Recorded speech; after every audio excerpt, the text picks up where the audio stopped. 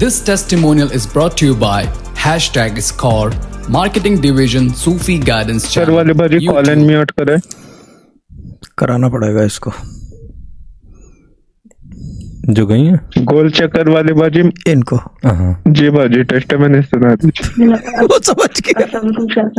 जी अस्सलाम वालेकुम। अस्सलाम खुशहाल भाई। वालेकुम सलाम जी बाजी। जी शाह साहब, मैं ना अगस्त 2021 से वजीफा कर रही हूँ, तब से मैं इस मतलब प्लेटफॉर्म से जुड़ी हूँ। तो मेरा मेन कंसर्न यही था कि जॉब का और बाद शादी का।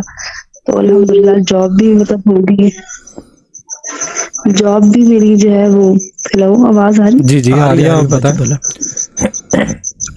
हाँ जी, मतलब अल्हम्दुलिल्लाह जॉब भी मेरी हो गई है। मतलब ये है कि फील्ड के मुताबिक नहीं, लेकिन इनकम मेरी आ रही है। फील्ड के मुताबिक शाह साहब ने कहा पढ़ते रहे तो इंशाल्लाह वो भी हो जाएगी, वो भी।